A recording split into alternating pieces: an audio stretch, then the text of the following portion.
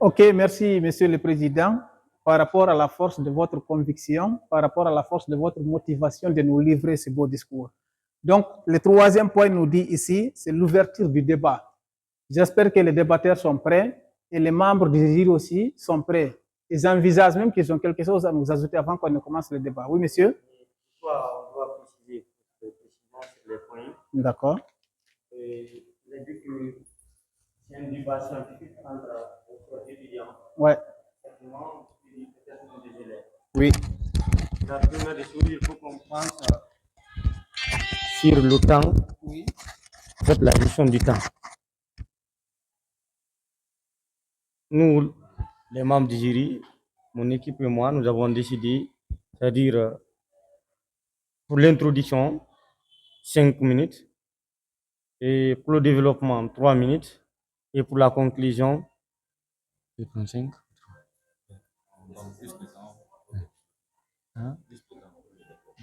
Ok, donc là, nous allons prendre de l'autre côté l'introduction 5 minutes, puis le développement aussi 5 minutes, et conclusion 3 minutes.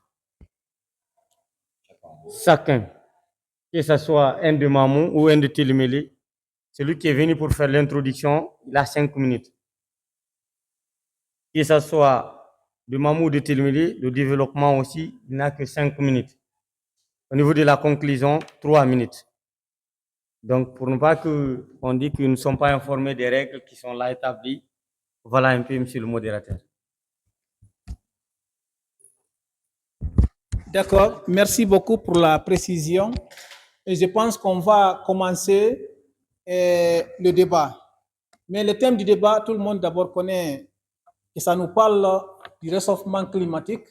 Je vais lire le thème et tout le monde va écouter attentivement pour ne pas qu'on fasse des erreurs avant de commencer le débat.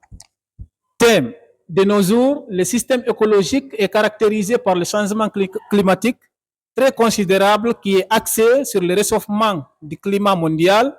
Selon les diverses connaissances qui englobent ce thème, qui lançait un œil critique, l'État ou les industries. Donc, les débatteurs, il y a deux camps, Télémélé et Mamou. Donc, chaque camp viendra nous poser une approche globale et coordonnée à tous les niveaux, individuel, local, national, international, pour nous faire comprendre la nécessité pour relever ce défi du réchauffement climatique. Et vous n'êtes pas sans savoir que dans cette salle, il y a des invités, mais après, on va leur passer la parole. Son utilisation de combustibles fossiles pour produire l'énergie nécessaire qui entre à la fabrication des matériaux tels que le ciment, le fer, l'acier, l'électronique, le textile, le plastique et tant d'autres biens. Comme l'a bien sûr dit ma chère Silla, qu'est-ce qu'elle dit que les combustibles, c'est-à-dire ces matières-là qu'on utilise dans la fabrication des énergies, propres à la fabrication des biens, le ciment, le fer et autres choses. N'est-ce pas? Continuons le débat. On dit quoi? Que le tout couronné par l'exploitation minière qui constitue 2 quarts de la pollution atmosphérique. Selon l'ONU, les industries minières, non d'abord les gaz que ça dégage et la poussière aussi qui constitue à la pollution de l'environnement, ça c'est largement des causes qui entrent réellement dans la pollution de la terre. Prenons la déforestation. L'exploitation forestière qui se sort par la déforestation au profit de l'agriculture, le pâturage ou autre, rejette également des gaz à effet de serre, puisque les arbres, lorsqu'ils sont abattus, libèrent du carbone qu'ils ont stocké. La destruction de ces forêts qui absorbent le CO2 limite également la capacité de la Terre à empêcher les émissions du gaz d'entrer dans l'atmosphère. C'est-à-dire nous savons tout ce qu'on appelle la géographie. La planète Terre est couverte par ce qu'on appelle la couche d'ozone. Maintenant, une fois qu'on arrive à détruire les forêts, parce que nous savons tous que l'importance de ces forêts, qu'est-ce que ça fait? Eux, ils sont là à stocker le gaz carbonique qu'on appelle le CO2. C'est pourquoi on dit que c'est nous la nuit, on ne s'en pas sous les arbres. Parce que la nuit, les arbres dégagent le CO2 et pendant la journée, ils conservent. C'est pourquoi il est très agréable de mettre le gaz d'azote. Alors, un peu dehors, la production d'énergie. Dans cette partie, nous constatons encore que la production de l'énergie électrique dépend encore majoritairement des combustibles fossiles. selon les constats et études réalisés, seulement, je dis bien seulement, un quart de notre énergie qui constitue les énergies éoliennes ou solaires. C'est-à-dire donc tout le reste, c'est-à-dire c'est de mettre les industries de l'électricité, les bases que nous connaissons aujourd'hui, qui constituent réellement à la pollution de l'atmosphère. Sinon, il y a des solutions qu'on peut utiliser aujourd'hui. Les énergies éoliennes, les énergies solaires, ce sont des énergies qui sont aussi vraiment capables d'illuminer le monde actuel. Mais non, on se base ici à la destruction de l'environnement. Tenez-vous bien, production de salaire et de l'électricité, 25%. Agriculture forestière et utilisation des sols, 24%. Industrie, 21%. Transport, 14%. Haute production d'énergie, 10%. Bâtiment, 6%. En espérant que cela, je vous laisse analyser. Merci beaucoup. Ok, merci beaucoup. On a écouté aussi avec intérêt. Et je commence même à comprendre que ce n'est pas fortuit. Il y a tellement de salaires actuellement à Kenya. Mais avant de sortir dans cette salle, j'espère sans doute pour vous qu'on trouvera des solutions quand même pour alléger cette salaire. Donc on va appeler un autre venant de Mahmoud qui viendra aussi défendre les industries. Qu'on appelle Hadi Bari. C'est vous? Ok, Elaz Mohamed Diallo. Donc il va venir nous livrer. Bonsoir Alassane, bonsoir cher jury, bonsoir cher public, bonsoir cher adversaire. Avant de commencer, je vais essayer de rectifier un peu mon ami qui vient de passer tout de suite, qui a conjugué bien, il dit toujours on préfère, on préfère. Le on là, dans la langue française, ce n'est pas les industries, c'est les personnes, c'est les États. Ceux qui construisent ces industries, c'est à eux, selon moi, la faute. Parce que vous n'êtes pas sans savoir que les industries, ce n'est pas une création à part entière. C'est comme un outil. Quand je prends le couteau, je te poignarde. Ce n'est pas le couteau qui t'a dit. C'est la personne qui a vu le couteau pour te poignarder. Maintenant, je vais essayer de me limiter là pour ne pas trop abîmer mon temps en rectifiant un peu les locutions de mon cher. Et je vais venir maintenant vous parler un peu de ça. Vous savez, le réchauffement climatique, c'est inférieur. Et mon ami a dit que c'est un peu à long terme, donc c'est pas aujourd'hui. On ne peut pas être focus sur le moment présent et laisser l'an 1. Parce qu'il ne faut pas être focus sur l'année présente et laisser l'an 1. Cher membre du jury, je vais savoir une chose. C'est le comportement humain. C'est comme en économie, comme je suis économiste, je vais prendre une assertion en économie, on dit que c'est la demande qui fait l'offre. Si vous voyez trop d'automobiles, trop de bâtiments, trop ces genres de trucs, c'est parce que l'être humain en personne, en vous. Et c'est lui qui a créé aussi l'industrie pour lui procurer ses mêmes biens afin de satisfaire ses propres besoins. Salut. Donc c'est l'être humain qui utilise la nature. Je vais me laisser mon téléphone parce que je ne peux pas tout dire. Je vais essayer d'être focus pour ne pas trop parler. Donc, on va essayer d'être clair. Monsieur a parlé des voitures, des téléphones, des bâtiments, des accessoires. Mais mon ami doit savoir que ça, c'est pour satisfaire nos propres besoins. Barack Obama a dit à propos de ça, il dit que le réchauffement climatique, nous sommes la première génération à ressentir ça. Il n'a pas dit ça comment. Nous sommes la première génération à ressentir ça. Et il dit, nous sommes aussi la dernière à pouvoir faire quelque chose face à ça. Il n'a pas dit c'est aux industries. Il a dit nous. Mais nous, ce n'est pas les industries, c'est nous en personne. Donc en quelque sorte, mon ami, je vous rectifie, l'industrie, ce n'est pas une personne, l'industrie seule ne peut rien faire. Parce que l'industrie, c'est un outil. C'est un outil. Donc maintenant, avant de blâmer, il faut comprendre. Quand il y a une situation complexe devant tes yeux, il ne faut pas rester sur un angle mort et voir dire que les autres font ceci, font cela. Il parle de la Guinée spécifiquement, il parle des barrages. Les barrages, ce n'est pas les États. Dites-moi, les barrages, ce n'est pas les États guinéens. Ce n'est pas les États qui ont décidé de faire appel à des sociétés pour que ces sociétés puissent venir et installer ces barrages. Et maintenant, arrêtez d'accuser les autres. Tu parles de déforestation. Quand mon grand-père brûle là-bas en Brousse, est-ce que c'est une industrie qui a fait ça? Quand mon grand-père coupe des arbres, est-ce que c'est une industrie qui a fait ça? Au lieu de comprendre une situation, il faut se mettre dans la peau de la situation. Il faut comprendre avant de pointer du doigt. Donc, d'abord, vous avez pointé l'industrie sans comprendre l'importance de l'industrie. Donc, moi, je vais essayer en quelque sorte de vous énumérer 2 ou 3 points parlant de l'importance de l'industrie. Parce que pour blâmer une chose, il faut que la chose soit inutile. Une chose importante n'est pas à blâmer. Une chose importante n'est pas à blâmer. Même en football, on dit l'équipe qui gagne ne doit jamais être changée, même si les jeux sont arrogants. Vous avez compris? Donc, on a la production des biens et services. Pourquoi? Depuis l'homme primitif à nos jours, la première occupation de l'être humain, c'est de satisfaire ses besoins. Et comment?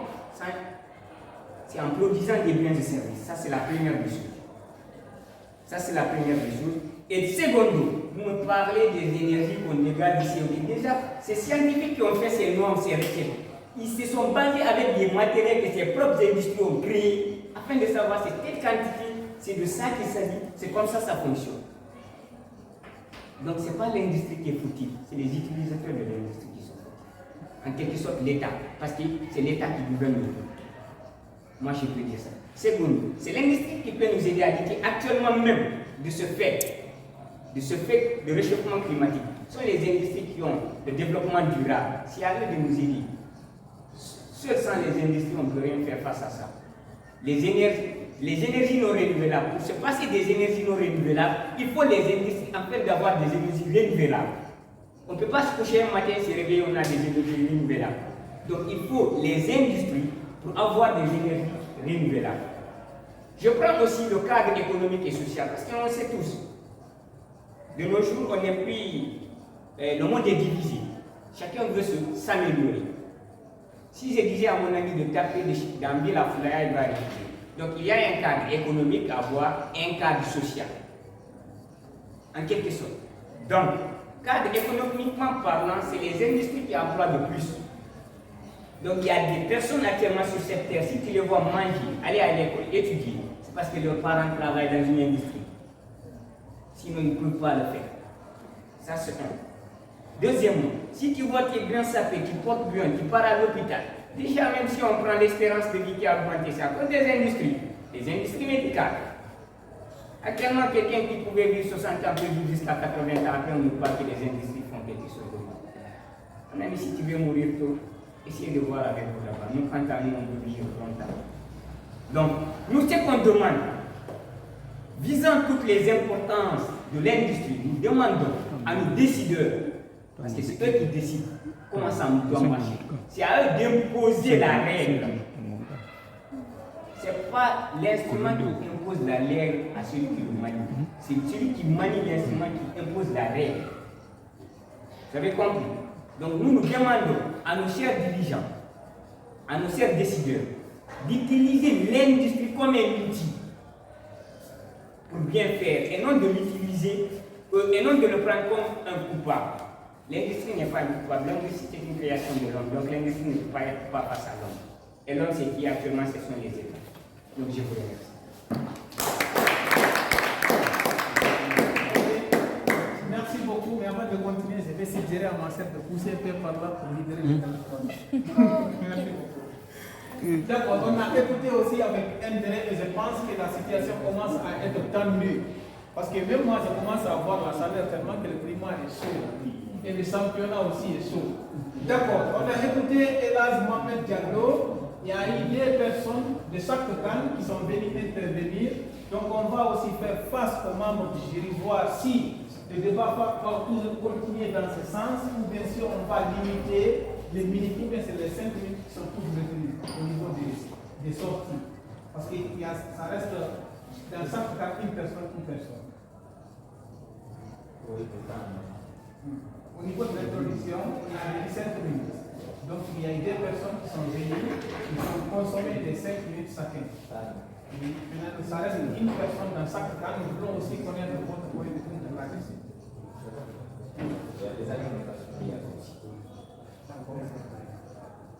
D'accord, il n'y a pas de problème. On va aussi retourner au niveau du télémêlé pour que quelqu'un d'entre eux vienne nous dire pourquoi il défend l'État.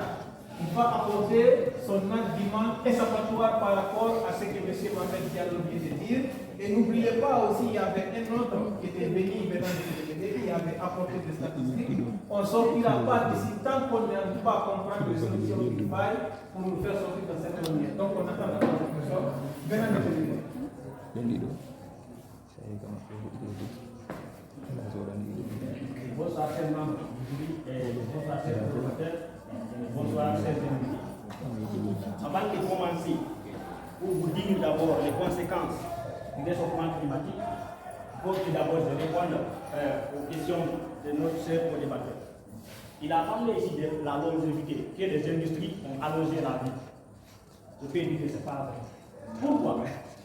Si vous allez au village, nos parents, ceux qui nous apportent avant qu'il y ait ces industries, par exemple en Guinée ici, on pouvait vivre, vous pouvez voir quelqu'un qui a vécu 120 ans, 130 ans, 115 ans. Et actuellement, cela ne parle pas.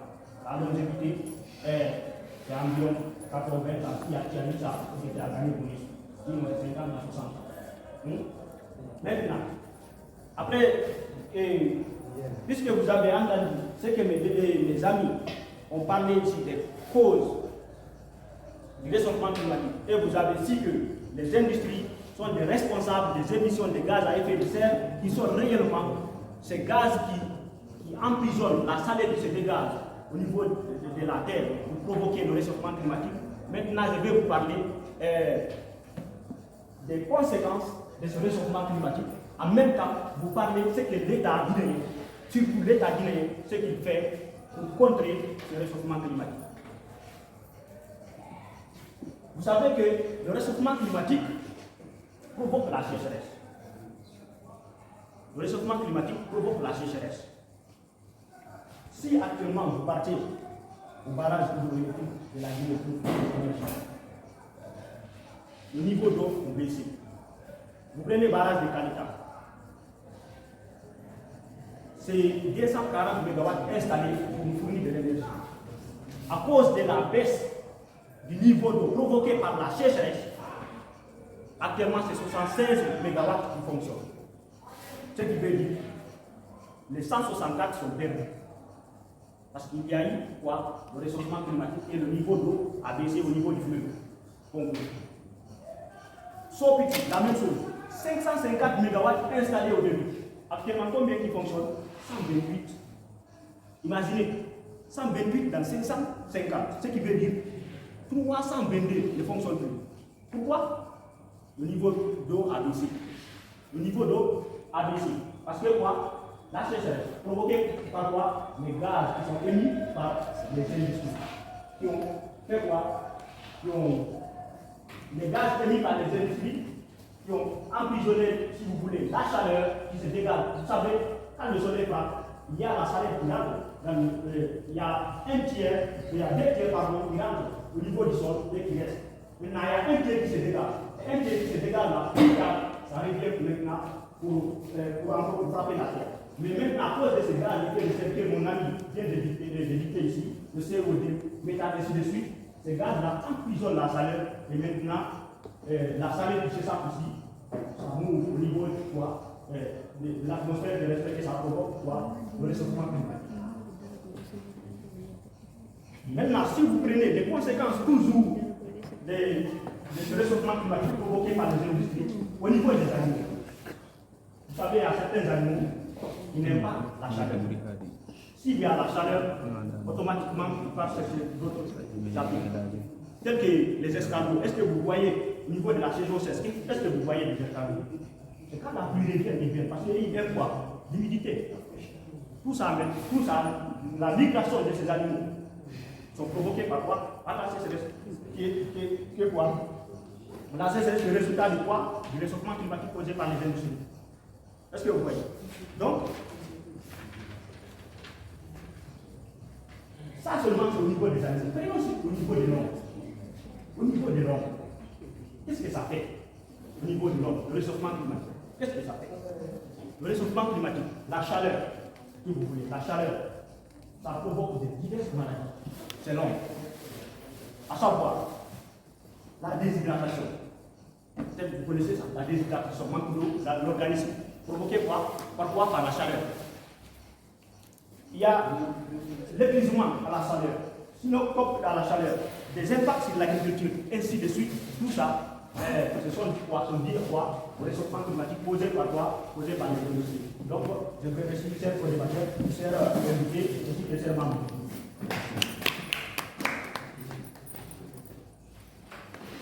Ok, merci beaucoup pour l'intervention de la troisième personne venant de Télémélé. Donc on va écouter aussi la troisième personne venant de Mamou avant d'entamer la conclusion.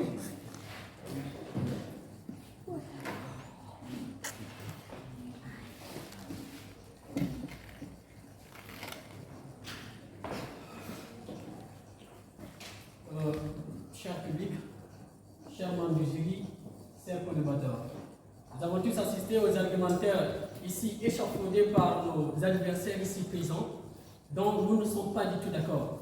Parce qu'on a l'impression ici qu'ils viennent, et ils n'ont tellement pas maîtrisé le sujet qu'ils viennent et fassent la lecture comme ci, comme ça. On n'est pas là à échafauder des informations, mais on est là plutôt dans le but de défendre un camp.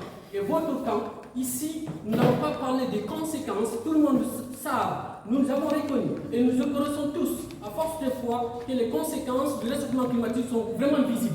Et on n'est pas là pour échafauder ça. Donc je pense qu'on est là, plutôt vous défendez, vous dites que c'est l'État qui est, disons, les indices sont responsables, et nous défendons en disant que vraiment ce sont l'État qui est responsable. Donc chacun d'entre nous ici, les membres du jury déjà sont avertis, nous savons ce qui est quoi. Encore, lorsqu'il parle ici de, disons, de quand le soleil frappe, imaginez un grand débatteur. Il dit quand le soleil frappe, c'est-à-dire qu'il ne sait même pas la différence entre le verbe frapper et le verbe pénétrer au fait. Parce que le soleil ne peut pas frapper la terre, aucune idée.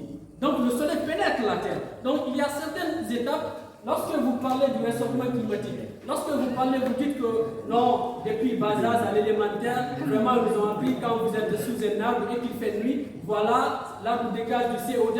Sortez du décompte de l'histoire, sortez du décompte des notions élémentaires. Nous sommes là, nous sommes des grands débatteurs. Il faut qu'on débatte sur la notion, sur, disons, la problématique qui nous réunit ici aujourd'hui. Alors, dans ce sens, on a parlé ici, parce qu'ils l'ont dit, que pour eux, il a pris l'exemple sur les industries, sur des personnes qui utilisent des véhicules. S'il vous plaît, lorsqu'une personne utilise une voiture, est-ce qu'une industrie, qui peut me donner l'exemple d'une industrie qui a forcé un individu d'acheter une voiture? Est-ce que toutes les personnes qui utilisent des voitures conduisent, c'est à faute des industries? Non. Et leurs besoins, ici, leurs objectifs, c'est de satisfaire aux besoins humains. Donc tu veux que cette voiture, tu ne veux pas du tout. Parce qu'en aucun cas, toutes les voitures se déplacent et les voitures participent au réchauffement climatique. Ils ne l'ont pas dit.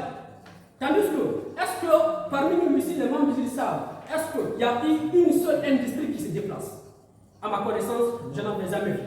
Et ça, jusqu'à présent. À moins que nos co-débatteurs ici présents soient tellement renseignés qu'ils peuvent nous fournir des informations que nous ne savons pas. D'accord? Donc s'il vous plaît, sortez des décomptes des informations. Nous connaissons tous ça. Les informations que vous avez pissées par-ci, par-là sur Google, Wikipédia, entre autres. On s'en fiche de ça. Débattons, revenons sur le sujet et débattons notre camp. Je vais revenir sur les effets du gaz. Toutes les entreprises, avant que l'entreprise s'installe dans un État, aucune entreprise ne peut oser venir s'installer ici à Kindia sans l'accord de l'État guinéen. Aucune dans le monde entier. Et pourtant, l'État guinéen sait que cette entreprise ne peut pas s'installer et sans allumer ce moteur. Et ces moteurs, c'est soit ils sont allumés, soit par le gasoil, soit par le pétrole, ou soit par le gaz naturel. L'État savent, l'État est averti. C'est pourquoi même le dioxyde de carbone qui se dégage dans les différentes industries, les industries sont taxées. On appelle ça, disons, des taxes au CO2 ou des taxes contre les énergies fossiles. Donc tout ça, c'est taxé en quelque sorte. Pour ceux qui veulent des informations pour les membres du jury, vous pouvez consulter ici la loi L/006/CNT du 2020 sur le code de procédure, sur le code du minier guinéen. À son article 106 et précisément à la page 58, il est précisé que toutes les industries payent la taxe contre le dégagement du dioxyde de carbone. Et ce paiement-là, c'est à quoi exactement? On paye, c'est ça, juste parce que l'État doit participer ici à lutter contre le réchauffement climatique. Ça sort. Deuxièmement, le rôle de l'État dans tout ça. Ici, aujourd'hui, on sait, parce que dans 50 ans, ils l'ont dit, dans 50 ans, nous ne serons plus là où nous sommes aujourd'hui. Alors, pour éviter tout ça, les taxes là, où partent les taxes payées par ces industries-là? Où partent les différents permis payés par ces industries-là? Donc, dans tout ça, je pense qu'ils doivent essayer de sortir dans les décombres pour qu'on essaye de rendre le débat aussi plus intellectuel que nous sommes. Je vous remercie.